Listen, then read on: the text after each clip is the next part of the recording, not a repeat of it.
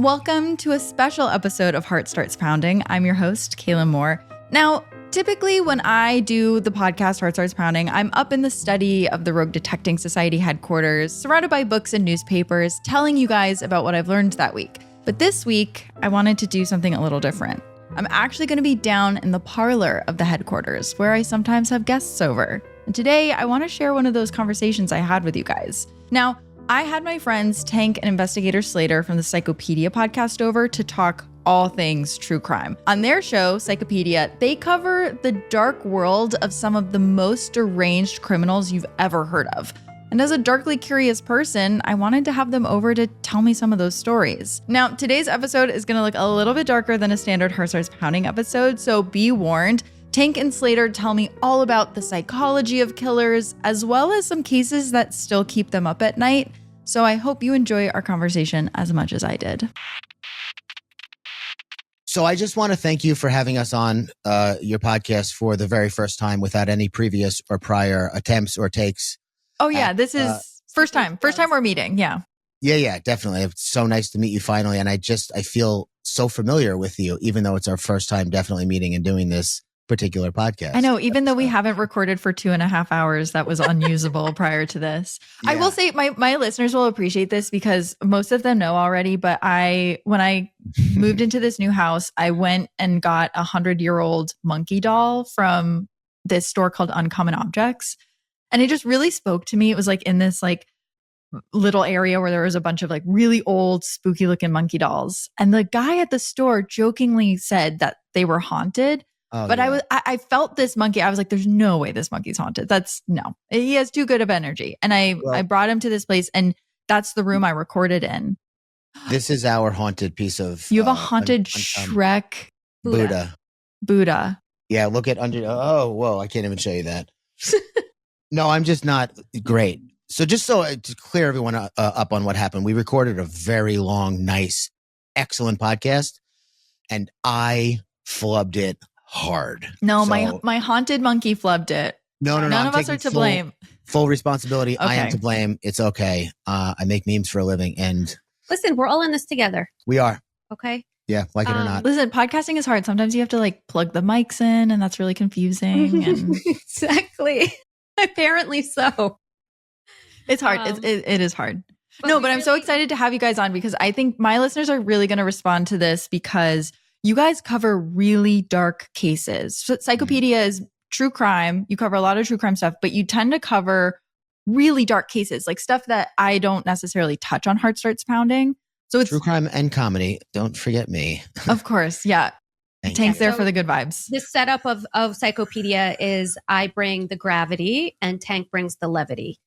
Yeah. And she brings the depravity also. Yeah. Thank you. That was such a kind thing. Depravity and gravity, and I bring the levity, and that's it. Yeah. Is there criteria for what makes a Psychopedia episode? Like when you're looking through cases, do you have like any criteria? Gut instinct. I know that sounds silly, but sometimes some of the editors that we work with will ask for like advance notice on the cases that we're going to do. And a lot of times I don't have it because I won't choose the case until we're getting close to recording because I kind of go with what I'm feeling. I have my finger on the pulse of our listeners and kind of their feedback. Sometimes it's a case that's breaking the headlines right now and I will absolutely investigate the hell out of it. Like, no sleep for 3 days, round the clock, so we can crank it out. Other times I'm feeling like an old-timey case. I like the old-timey cases myself. The first case we ever covered was about a priest in Germany who was horrifically depraved. But that case, I think, took place in like the early 1900s. Yeah, Father Hans Schmidt. But Slater, you said that your family kind of has like a history in the true crime space, kind of. Yeah. So my family has a law firm or many locations around the country. The one that I work out of is here on Long Island. And her brother is a serial killer. Don't forget to mention that. Oh, yeah. My brother is not a serial killer. That's my father. He is. Oh, yeah. That's right. Sorry. That's a good episode. Yeah. And I work as an investigator by profession for the law firm. So I'm in the space professionally, but I work exclusively with survivors of sexual abuse who are adults now, but who suffered sexual abuse when they were children. So that's the 9 to 5, that's the day to day. But my passion just in general is investigating and unraveling all the layers of complexity with the human psyche. I always feel compelled to understand the background of a killer. I don't excuse what they go on to do. I don't give them a pass. But everybody wound up where they are because they came from somewhere. Usually, very, very rare do we come across a case where there's a killer who had like a very stable upbringing, you know. It's a combination of nature and nurture. And she really gets into the nurture. Yeah, for me, it's fascinating to understand what leads somebody to the level of depravity that lands them on an episode of Psychopedia. And again, it doesn't excuse them. I don't empathize, or I shouldn't say I don't empathize, because I empathize with these people, with the kid, with who they were as children, when they suffered whatever they suffered, that sort of led them down a path to absolute horror. And then it's funny because there's always a switch in energy during the episode where we're like, damn, this kid had a rough upbringing. It feels so bad for him. And then at some point, inevitably, we're both like, this guy sucks. Yeah, it is like, I mean. Yeah, that's interesting. When do you feel like, because I think about that too, right? You hear the stories of serial killers and they're often very sad. Like there's a lot of trauma that goes into building up these people. But at a certain point, they're responsible for what's going on. 100%. Like, can't excuse them, and they can't be mixing, in society. They can't be a threat to anybody out there. So they have to be put away. There's no question about that. We don't get into at what point they cross over from vulnerable, empathized, a child you can empathize with to serial killer. It's usually when they start doing the killing where we're like, okay, like these guys, these people just need to be locked away. Their circumstances contributed. There's a lot of traumatic brain injuries that she illustrates during these cases, which I think is fascinating because the TBI/CTE repeatedly, especially in utero, leads to some of the most depraved serial killers that we've ever covered. Yeah, we've done a few cases where the killer was literally, or the mother was abused while she was pregnant with the soon-to-be killer. Jamie Osuna, the Brazilian Dexter case that we did, Pedro Rodrigo Filo or Filo. Oh, Rodrigo. wow. So they can actually tell when a child has had a brain injury in utero. Yeah. In these cases, they could. Wow. One of the perpetrators was born with an indentation in his head. You could visibly see it. Because the father kicked the mother that hard when she in the was stomach. full term. So, wow. I don't want to say he never had a chance or he came into the world, but he came into the world with the cards stacked against him for sure. He wasn't starting with an A. He wasn't starting right with a blank slate. But again, it's typically never just one thing that's going to lead to, the level of depravity that we explore. It's typically a combination of things. It could be a TBI, like Tank was saying. It could be a very, very abusive upbringing. And the most important factor is that at some point they decide to let these things overtake them and they start killing. That's like, you can have all the different, he was neglectful mother, abused by his father, beaten up as a kid, whatever, TBI. At some point they all say, I'm going to let this thing run wild. Yeah. Did you watch that reminds me of the new Netflix documentary that just came out, Into the Fire, The Lost Daughter? No, I've been hearing about it. You're going to be all over this. It's a fantastic documentary. It is about a person who, I guess he's a serial killer. It's not ever really discussed if he's a serial killer, but he has killed and assaulted multiple people. So he's a really bad guy. In a serial fashion. 3 or more. In a serial fashion. With an offender. With a cool down period in between the killings. Oh my God. I'm so proud of you. There was a cool down period. There was like a 9-year period in between, that's interesting that there has to be a cool down period. There has to be a cool down period and 3 or more victims for it to be considered a serial killer. So I guess there's probably more victims out there in the documentary we really focus on too, but it's about this man who's probably a serial killer, but they really don't get into his backstory. It's all from the perspective of the mom looking for her daughter that he killed, that he had adopted when she was born. So he adopted this girl. She goes missing when she's 14 and everyone's trying to figure out what happened. But he's kind of this like background character for like a while in the documentary. But one thing he says when we start looking at the police recordings of his interrogations is he's talking about this darkness. Like he'll draw pictures of himself and there's always this really dark, scraggly ball in front of his chest. And he's like, that's the darkness. And I was able to put that away for a long time, but eventually it overcame me. Because Tank, you were saying about like people letting things overtake them. And yeah, I don't know if it's somebody letting it happen or it happens because it's so powerful. Maybe they're not addressing it. They're not taking the steps they need to overcome it. Plus, it's probably like exhausting for them to try and keep this thing. So I don't make excuses for anybody, whether or not you kill somebody and you feel like you were possessed to do so. We both obviously believe that you need to go away. You need to like be somewhere where you can't hurt other people. Sorry that you feel out of control, but like you got to go away. But it's also on the same token, like this person just had this thing inside them that was driving them more than anything. This itch that they have to scratch, so to speak. Right. Yeah. But you have also covered cases where someone will kill someone out of, I don't want to say like a justifiable reason, but it's for sure. Yeah, where it's not like a serial need to do this. Brazilian Dexter. Well, that was like a wait. So, yeah, you keep saying Brazilian Dexter, but for my listeners that don't know what this is, can you explain it? Sure. A Brazilian man by the name of Pedro Rodrigo Filho. I think it's Filho Rodrigo. Filho Rodrigo, excuse me. Let's just say Pedro.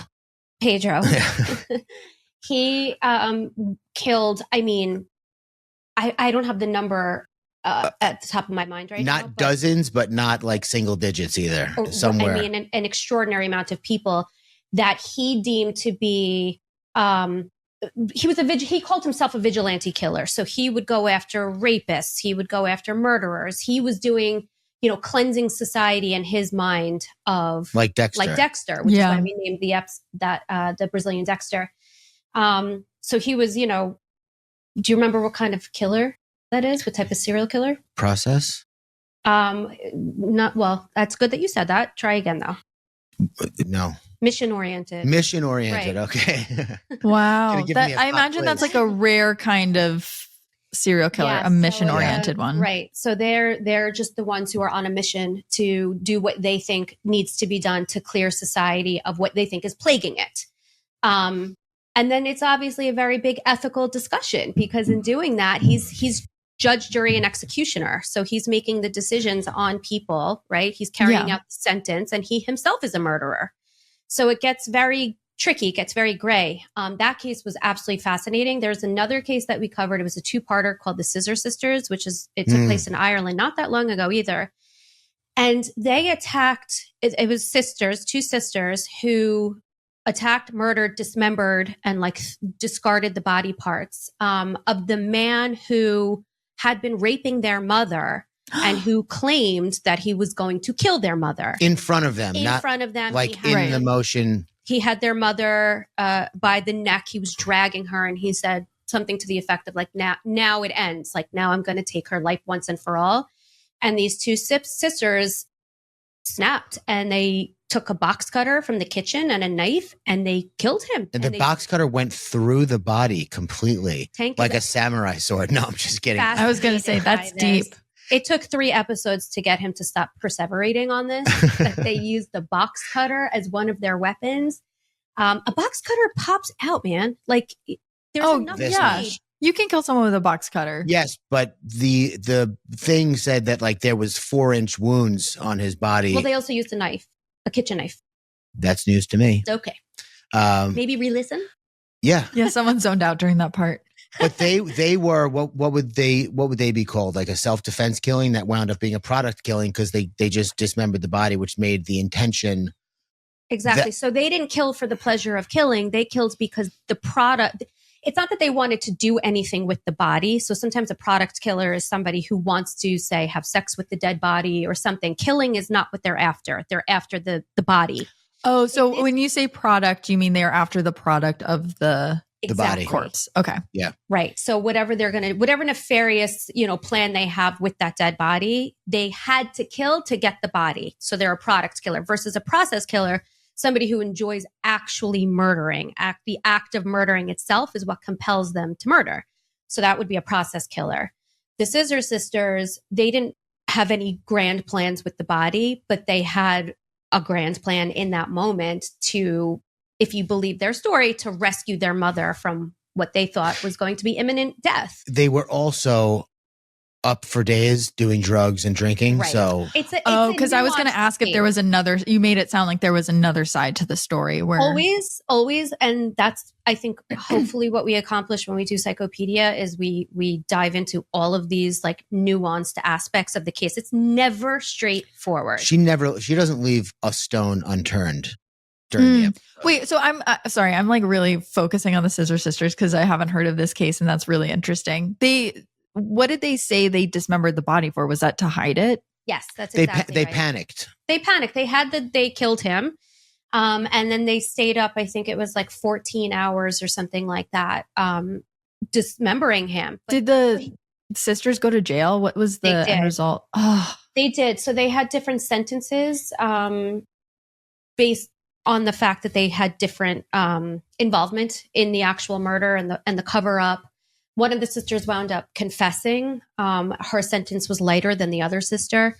But you have to listen to the two-parter because their backstory, everything plays a part so that when you get to that culminating, act, it doesn't make sense, but you at least have an understanding of what they endured and lived through prior to that. They were both abused. It's contextualized. It's Exactly. not, she doesn't just come on here and go, so this guy was like threatening a woman and her daughters were there and they just killed him. And then they cut his body up and like, man, it was so crazy. They found him in the river. Like, that's the way to do it. I mean, that's something that like even with Heart Starts Pounding is like so important to the show is just adding context. Like, I try to look up laws that had been passed at the time and like culturally what was going on. Like the episode that comes to mind that I did that's probably the most in line with Psychopedia is the Chijon family. I don't know if you've heard of them. They're this South Korean family. They were like a gang. They weren't related, but is this group of guys in their 20s.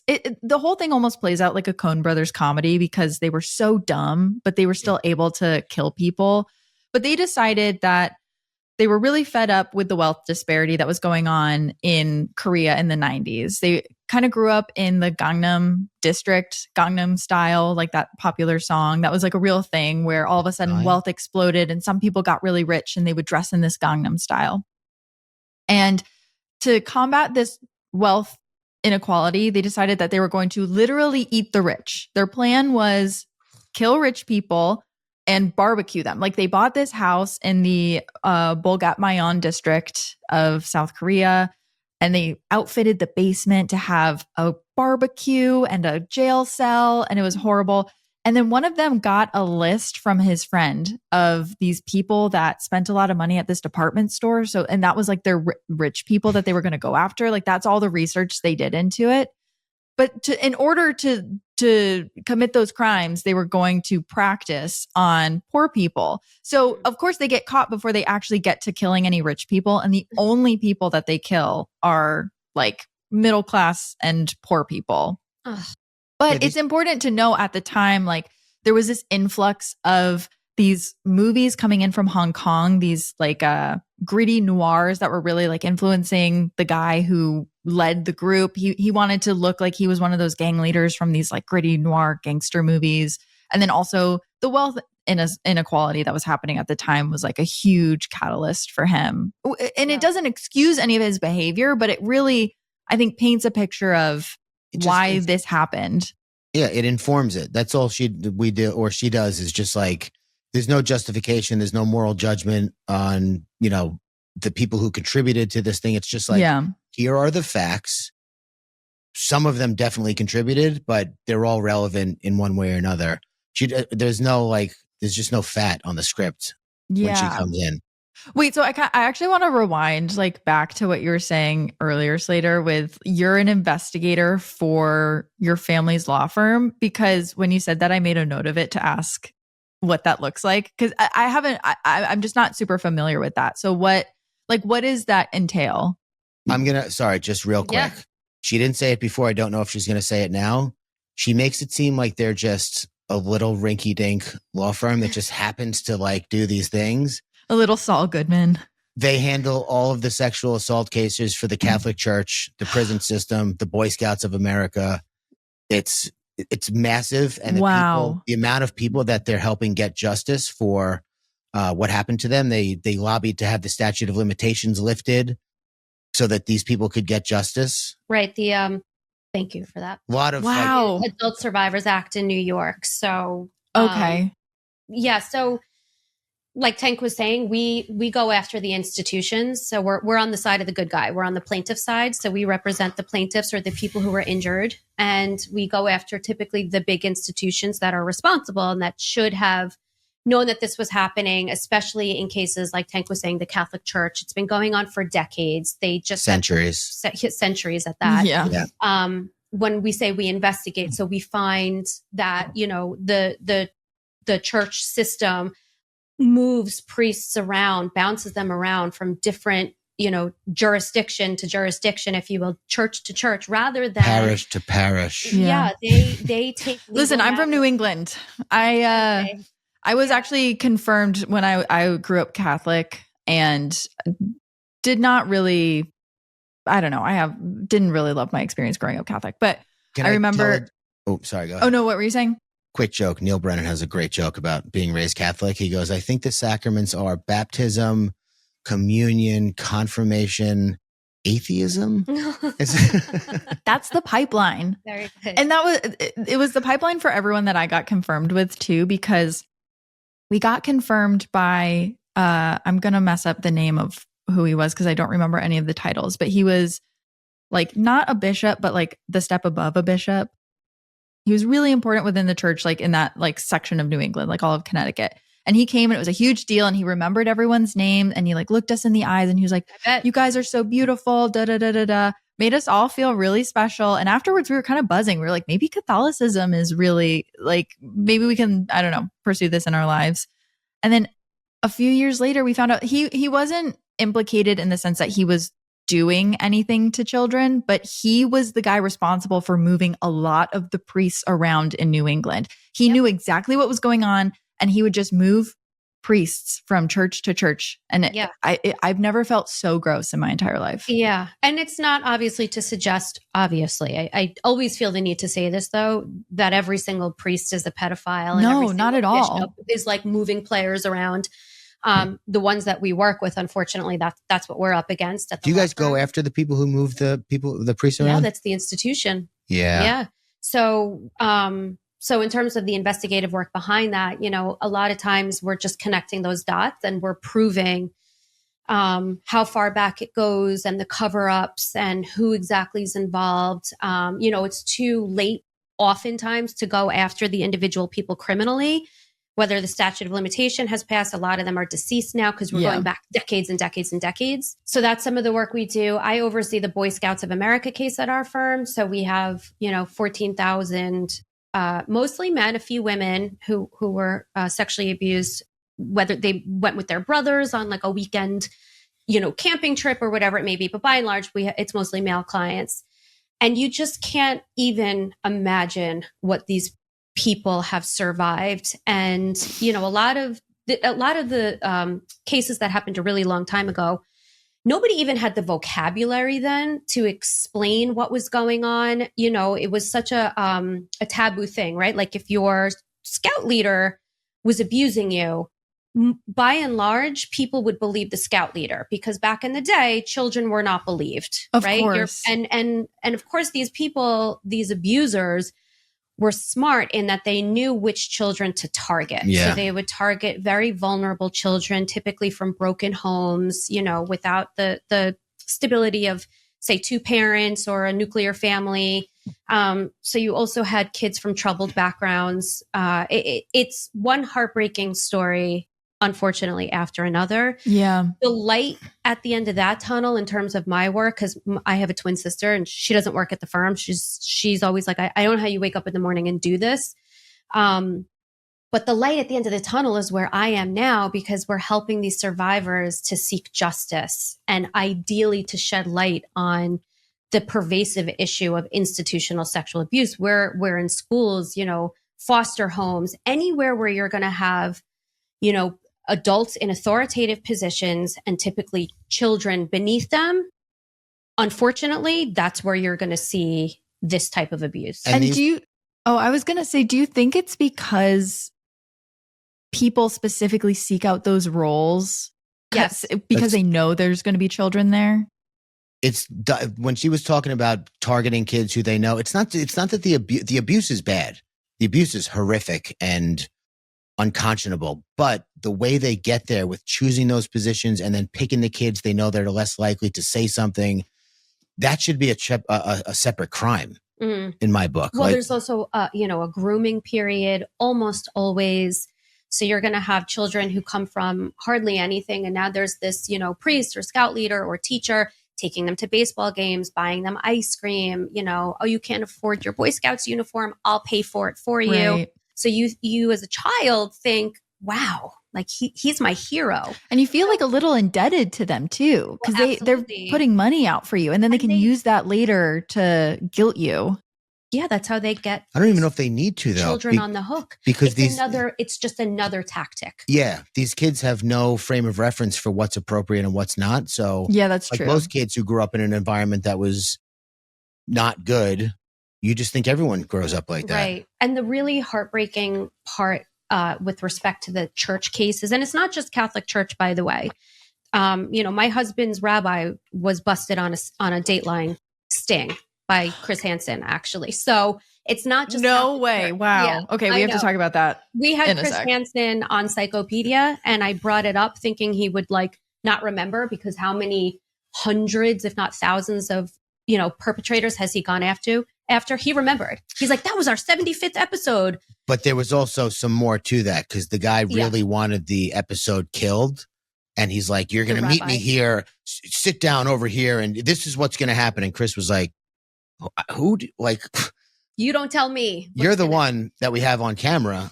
So your husband's rabbi showed up to a house on camera, not knowing he was on camera, with the intention of criminal conduct with a minor. Yeah, he showed up. So what happened was they busted him in a chat room, which is often how they find these perpetrators.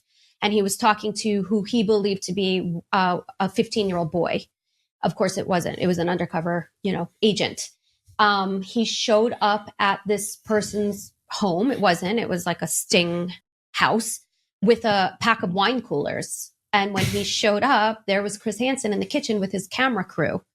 And that was my husband's rabbi. So It doesn't just happen in the church is my point. But I think probably the hardest thing to see happen, one of the hardest things, is just the loss of faith and religion for children who were raised to believe so strongly in God and higher purpose, higher beings. The betrayal. And a lot of times these abusers would tell the children, this is God's will. God put us together like this for a reason. So go with it, because this is God's will. Right. So then they grow up thinking that this is, part of God's plan. It just gets so complex and heartbreaking, and the downstream effects of that type of rhetoric. I mean, I don't want to say that they never come out of it, because survivors are very strong, which is what I've learned. But they carry it with them forever. Yeah. The fracture of the psyche in that is, shattered. It's not like a couple of pieces that you might be able to put back together. Yeah. Well, it's because it's like everything you thought you knew. Mm-hmm. And then to find out actually it was a lie, especially when it comes to, I don't know, believing in God too. And you think that this is what happens to everyone. And then you realize you were just being lied to. And that ultimately it doesn't have anything to do with your relationship to God. And so I would hope those people could, if they were called to, could pursue it outside of that too. But should you tell about the case we just did with the husband and the wife? Which case? I'm sorry. I edited 3 episodes this morning. The one where at 70 years old, it came out that the guy was. Well, that's coming out next week. It's just one of my favorite cases we've ever done. Not favorite. That sounds weird. Oh, we know what you mean. Most gripping. It was a guy who was married to a woman for 50 years. I'll say his name because obviously Kaylin's audience are voracious true crime people. Yeah. Dominique Pellicot in France, and his wife Giselle, or soon to be ex-wife. And he was drugging her and having people come rape her and videotaping it for like 10 years. And she had no idea. From approximately age 60 to 70 years old. Okay. They had 3 children. They have 3 children together, 7 grandchildren, 50-year marriage. And for the last decade of it, unbeknownst to Giselle, Except for she was having some effects of memory loss and whatever. She was having symptoms of something and she didn't know what. She was having memory loss. She was having gynecological issues. Yeah. And for 10 years, nobody knew what was going on. I truly also believe that the medical, industry failed her big time because there were so many red flags of sexual abuse and nobody really took that step. Right. But for 10 years, he was drugging her on a nightly basis, setting up video cameras, inviting men over who he met online to come over and rape his wife while he videotaped.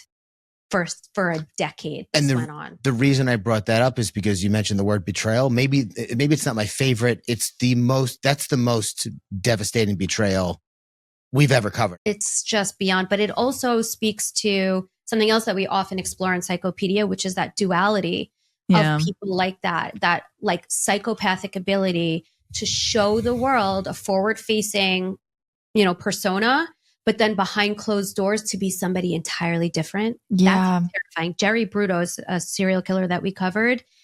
He had a fast food meal with his children and his mother upstairs in his home moments after murdering a woman in the basement beneath them, severing her foot so that he could keep it as a trophy to masturbate to, which he held onto for months.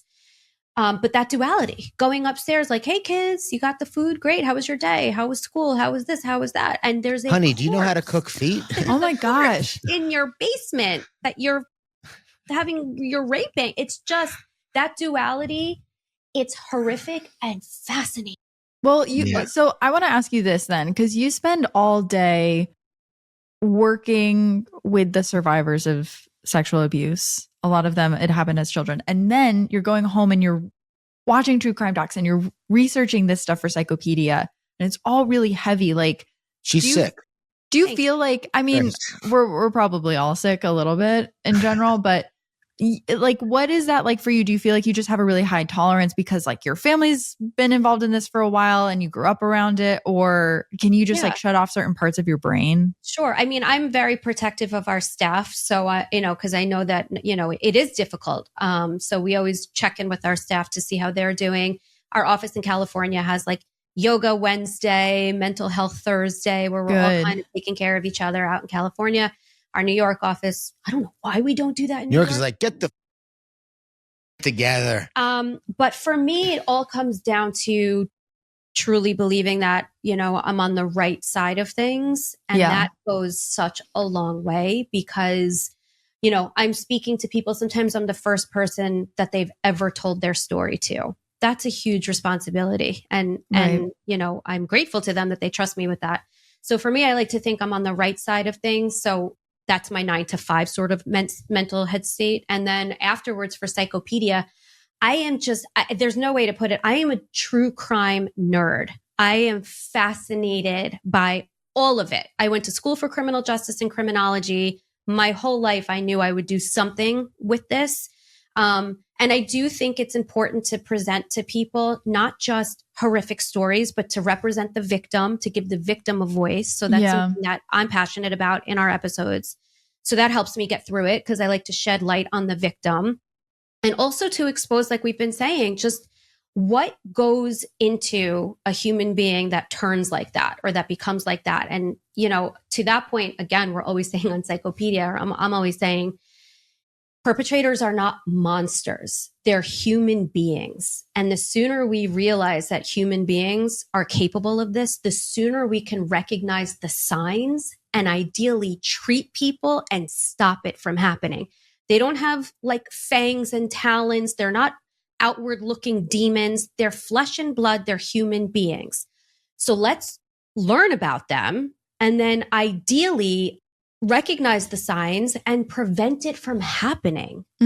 But that also makes it scarier because it does. And I hate that. You know, I don't want to scare people, but it is an awareness thing. It is what it is. It's the world we live in. This is just the world we live in. And it's actually not very common. Like I try to get that across is like, we're kind of morbidly indulging in some really scary stuff on Heart Starts Pounding, whether it's like theme park accidents or killers or just like, I don't know, really grotesque dark history.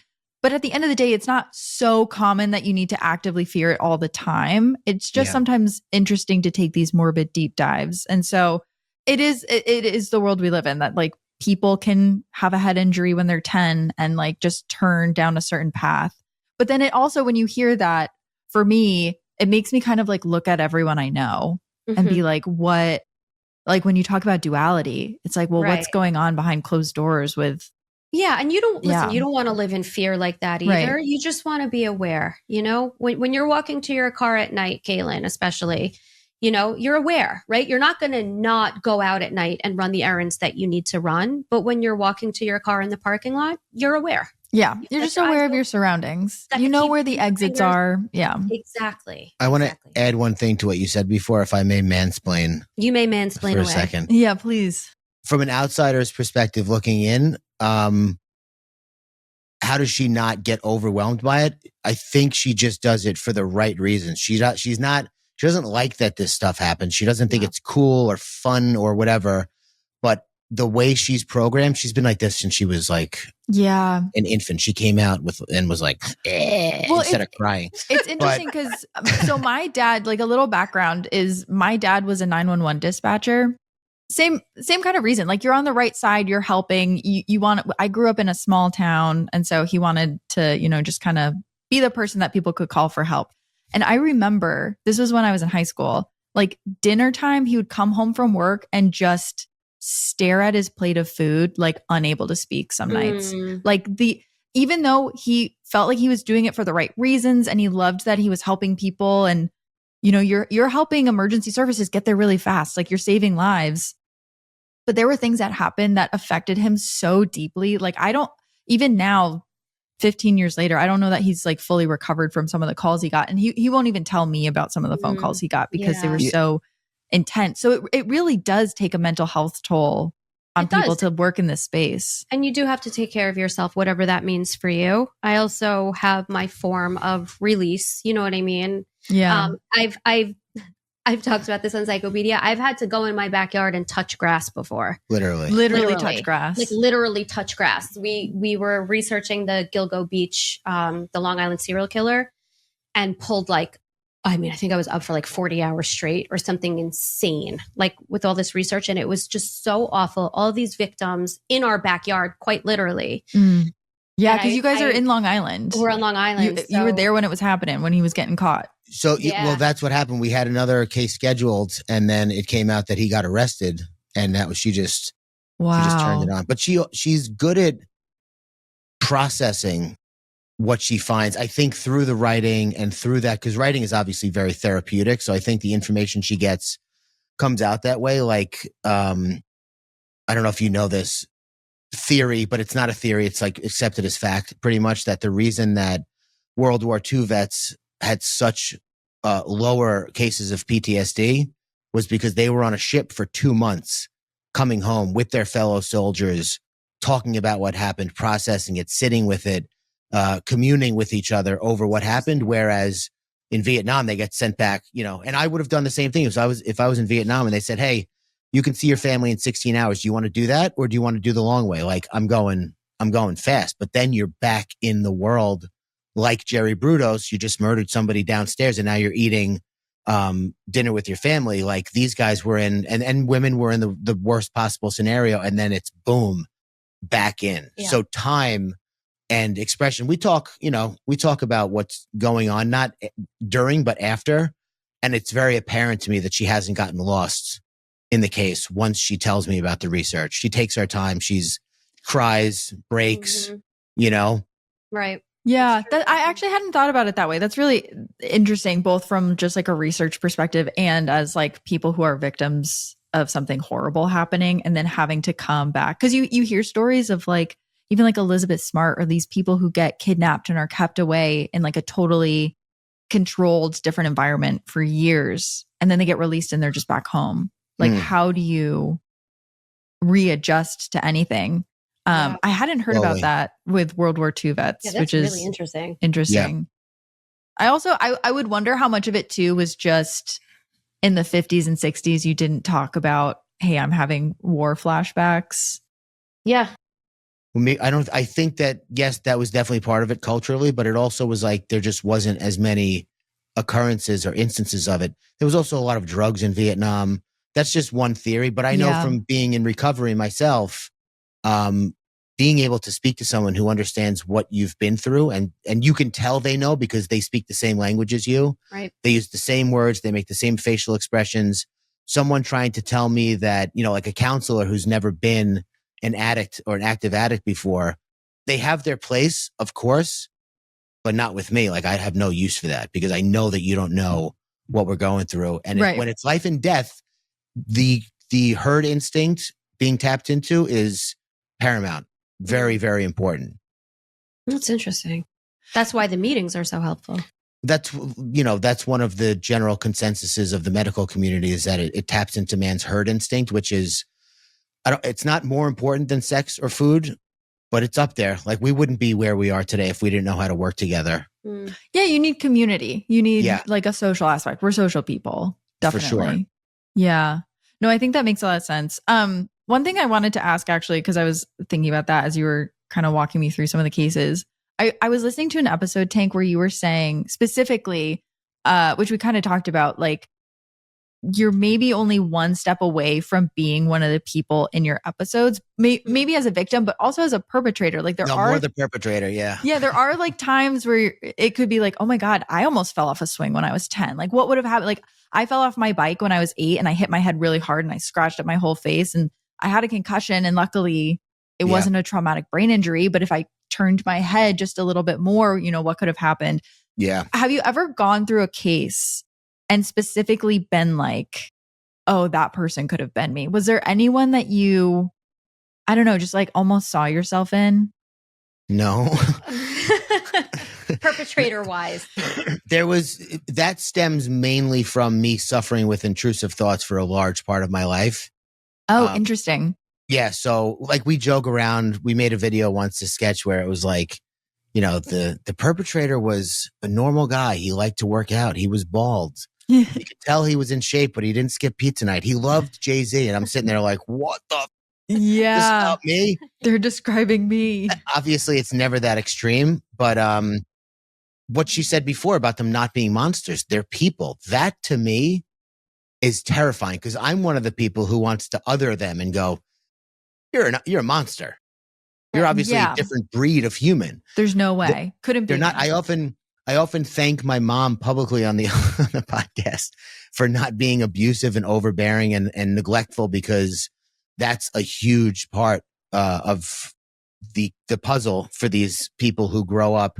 Not the only part, but it is common to hear that these men who target women had a horrible relationship with their mother. Overbearing. Not just bad.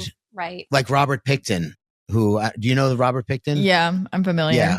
The part in there where he saved up for a pig? A calf. He saved up for a calf, and his mom just, he came home one day looking for it. His pet. Was right. And it was strung up in the barn, gutted, bleeding out. She was just like, I got a good $1 for that. Was it? Yeah, good memory. I got a good $1 for that cow. Like, you are evil, and you're unknowingly creating one of the worst people that's ever going to live. Right. And I think the important thing too is, like, there's never typically one thing you can put your finger on and say, he had an overbearing mother, so he obviously turned out to be a killer. Or this person fell off their swing and they got a TBI, so they are obviously going to be a killer. It's not one thing. It's a lot of things that happen. Because I don't want somebody thinking, if their kid fell off their scooter, that they have a serial killer on their hands. That is not the takeaway here at all. Yeah, it's a whole mix of things. It's a whole mix of things. I've never identified with a perpetrator, but I I empathize with Neither have I. what they've gone through. I'm just always scared I'm going to. Right. Yeah. That makes sense. But I also, I'm also very conscious and aware of the fact that, when I got into the drunk driving accident, if my foot was depressed a half an inch more in the accelerator and I was a foot and a half over from where I hit the tree, I'd be dead. I'd be going 25 miles per hour faster. Yeah. And it would have been more of a direct hit. Like that fascinates me as much as these people do you, just how fragile life is. I've also experienced a lot of loss in my life. A lot of people have died that were close to me from a young age. So maybe that feeds into it as well. Yeah. But it kind of just keeps me on my toes, not in a paranoid way, just like I'm almost constantly appreciative of the fact that I'm still alive right now. I was thinking too, actually earlier today, because when I was, I don't know, just thinking about you saying the thing about the killers, like on the flip side, I think there's stories that I'll tell on this show that have really unlikely survivors where people will be put in. So when I was telling you about the Chijeon family, the Korean family gang that was eating rich people, they kidnapped this one woman who they called Miss Lee. For some reason, one of them, I think one of the guys in the group just had a crush on her and was like, you get to live, but you have to live with us. And you're going to witness everything that's going to happen, but oh my God, you get to like stick around. And I think she was like 26 at the time. She was pretty young and they had killed her boyfriend. And she had the wherewithal to, one day they were all out in the back setting off fireworks because they were dumb. One guy blows up his hand and comes in and she's like, I'll come with you to the hospital. And she had the wherewithal to be like, this is my chance. And she takes him to the hospital. And as he's going into the room with the doctor, he like gives her the keys to the car and he's like, can you just hold on to everything? And she books it out of there. And she knows to not go to the police precinct in the area. She knows that she has to drive to the all the way back up to Seoul, 3 hours away to go to the police precinct there because they're going to go to the closest police station. Yeah, they got him in their pocket. And be like waiting for her. And so, and just in that moment, and she was so, the entire time, like scared to do anything, didn't know her place within the group and just saw her opportunity and took it. And I like, that's the stuff that really inspires me, that like, we do have that inside of us. Like in a moment of panic, we can make the right decision and just survive like that. I don't know. That stuff really inspires me. The case of Mary Vincent. Yeah. Speaking of just somebody whose ability to survive just is astounding. This was in the 70s. She was hitchhiking and she was picked up by a man named Larry Singleton. With a veiny bulbous nose. Drinking alcohol out of a milk container. God, the details you remember. Gross. Yeah, you have a good memory. Honestly, his memory he's like an elephant. It's nuts. Don't they have big, good memories? Yeah, they don't forget. Elephants don't Why? forget. Because I'm huge and I have a gray shirt on right now? Yep, that's the only reason. Because you are literally dressed like an elephant. Exactly. So I can't do it. She was abducted by Larry Singleton, and he took her out into the desert, and he took I guess it was an axe? Hatchet, thank you. And he chopped off both of her arms and then he threw her into some kind of like a tunnel type of thing that not reservoir, but like those cylinder, I think it was like a tube of some kinds, but like, where you gleam the cube in a valley, no less, like down in the desert, completely naked because he had sexually assaulted her and all of this. Absolutely the most horrific story you've ever heard. She somehow, on the stubs of her arms, because they were severed, climbed fully naked out of this tube in a valley in a desert, climbed out of it, walked however far she had to walk to a street, had the wherewithal to take the dirt and the mud to coagulate her streaming blood out of the wounds. She stopped the bleeding enough, and waved down a car that, thank God, stopped for her, and got her to a hospital, and she survived. Holy smokes! And was able to provide a composite sketch, which, generally speaking, those are very ineffective with identifying perpetrators. But in this case, a neighbor recognized Larry Singleton from her description to a composite sketch artist, and they were able to bust him. Had he ever done anything like that before? Or was this? He had raped a sex worker in the past, but I think this was the first time, if memory serves me correctly, that he did something that outrageously depraved. I mean, sexual assault is outrageously depraved, but chopping off her limbs and discarding her in the desert was just, mind blowing. He definitely thought she was going to die from loss of blood. 100%. I'm surprised she didn't, right? This is what we're saying. Like the fact that she survived, but she had so many survival instincts to kick in, to just like pull herself out, to keep going, to clog her wounds with mud and dirt. Yeah. You start remembering things from your past of like, oh my God, in 7th grade biology, they said that dirt and mud can like stop the bleeding. And right. Yeah. And I believe she heard what she said was like a voice telling her, if you don't go on to survive and nab this guy, he will do this again. So she also had like other people in mind, like I have to survive. A species survival. Right, instinct. to prevent this from happening again. Wow. Have you heard of the third man syndrome? That really makes me think of third man syndrome. Yeah.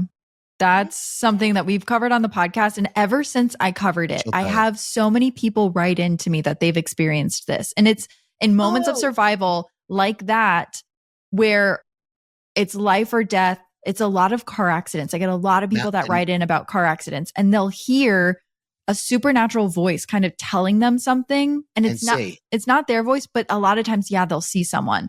And a lot of times the person they see comes to them and says that they're an EMT. So like they'll be at a car wreck, an EMT will come up to them and be like, I'm just going to stop the bleeding. And when the actual EMTs show up, the person who was in the accident will tell them about the other EMT, and no witnesses will have seen this person. Wow. And a lot of times too, it's someone they know. It's someone they know that has already passed away. So it'll be like grandparents, parents that have passed away. And like, as the car is still spinning, like I got one story this week from a girl who, I'm including it in a Listener Tales episode, but her grandma or grandpa showed up in the car as it was spinning out. She's about to spin off of the side of this bridge. And he goes, duck down underneath the steering wheel and put your head, like tuck your head in, because you don't want the engine to come through the car and kill you. And she did that. And when the tow company got there, they were like, we don't know how you survived. Like I've seen accidents like this before. The driver never survives. And she was like, yeah, someone told me to like duck down and do this very specific thing. And it was crazy. No one believed it happened, but I believe it happened. So, but you were saying when she heard the voice, there is something that kicks in when we're like trying to survive. Call it supernatural. I like to call it supernatural. I don't know if your listeners or you guys believe in the supernatural, but I think it's something. Can I tell a spooky story? I think there's probably no better audience. Want to hear a spooky story? My audience loves nothing more than spooky stories. So May 12th or whatever it was of 2002, I was in full blown, like just nightmare, drinking, drugs, just all the time. And in such large quantities that it was like, if anybody ever stopped me, there was no talking my way out of it. So one night I was driving home from work, and I went to a bar after work, continued drinking. I was really drunk. And I get pulled over by a cop right, like maybe less than a half a mile from my house. See the lights go on and I'm like, oh my God. So pull over.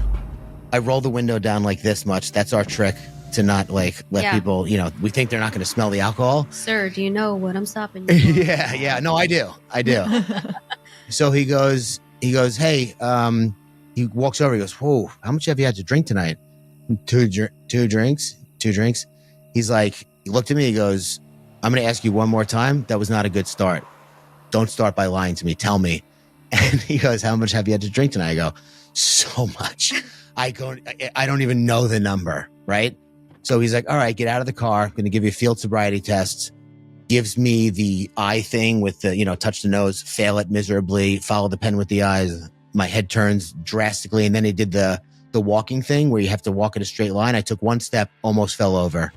And I remember him looking at me looking down at his foot, shining the flashlight at me, down back at his foot 3 or 4 times. And I knew in that moment, I was like, this guy is holding the fate of my life in his hands right now on his shoe.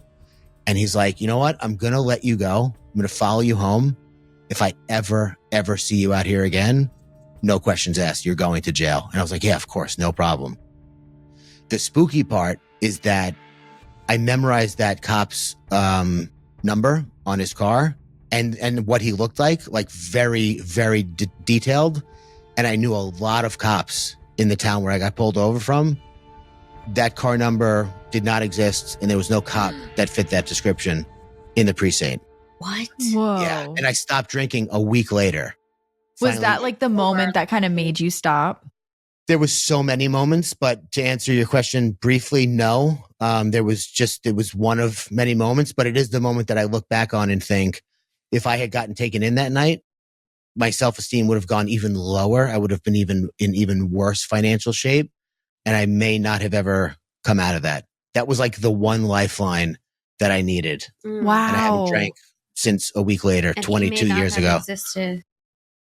I mean, I gave up on the fact that he didn't exist. I mean, I worked at the Blue Canoe in Huntington for years. I pulled into that parking lot every single day for 5 years. Saw plenty of cop cars, never saw him and never saw that car number. Wow. Yeah. Ghost cop. Wow. Ghost cop. Supernatural intervention.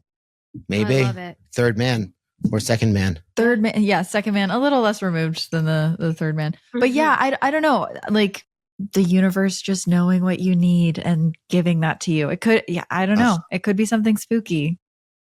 Could be he retired the next day. Who knows? Yeah, he was like, I'm retiring tomorrow. I really don't want to bring this guy in. Yeah, I Too don't much want the paperwork. paperwork. I want to get a good night's go on a sleep tonight. cruise. Exactly. That's a wild story. I never even heard that story before. Yeah. It's crazy.